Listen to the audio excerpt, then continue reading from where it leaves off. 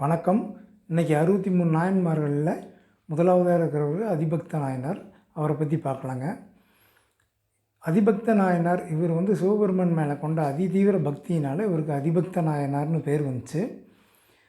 இவர் நாகை மாவட்டம் கடற்கரை கிராமத்தைச் சேர்ந்தவர், மீனவர் கிராமத்தைச் சேர்ந்தவர். இவர் மீன்பிடி தொழிலில் செஞ்சுட்டு வந்திருக்காரு. இவர் பிடிக்கிற முதல் மீனை சிவபெருமானுக்கு அர்ப்பணம் பண்ணுறதுக்காக முதல்ல பிடிக்கிற மீனை கடலில் விட்டுட்டு வர்றது வழக்கமாக வச்சுருந்துருக்காரு. அப்புறம் ஒரு வாரமாக மீன் பிடிக்கும்போது இவருக்கு மீன் எதுவும் கிடைக்கல. சிவபெருமான் இவரை சோதிக்க நினச்சி மீன் எதுவும் கிடைக்காம பண்ணிட்டார். இவர் குடும்பம் வறுமையில் வாடி இருக்குது. ஒரு வாரம் கழித்து மறுபடியும் மீன் பிடிக்கும்போது ஒரு தங்க மீன் வலையில் கிடச்சிருக்குது. எல்லோரும் மீனவர்கள் எல்லோரும் இவர் தங்க மீனை எடுத்து விற்றோம்னா நமக்கு வறுமையை போக்கிக்கலாம் அப்படின்னு சொல்லி யோசனை சொல்லியிருக்காங்க.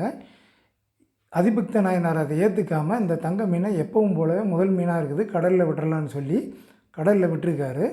அந்த நேரத்தில் சிவபெருமான் பார்வதி தேவியோட நந்தி வாகனத்தில் இவரோட கடமை உணர்வை பாராட்டி, இவர் தன் மீது கொண்ட பக்தியை பாராட்டி இவரை தன்னோட இணைச்சிக்கிட்டார். இதுதான் சுருக்கமாக சொல்லியிருக்கிறேன். விரிவாக வேறு ஒரு வீடியோவில் பார்க்கலாம். மறக்காமல் இந்த வீடியோவுக்கு கமெண்ட் பண்ணுங்கள். நீங்கள் சொல்லக்கூடிய ஒவ்வொரு கமெண்டும் நான் மேலும் மேலும் படித்து உங்களுக்கு ஒவ்வொரு வீடியோ போடுறேன். நன்றி, வணக்கம்.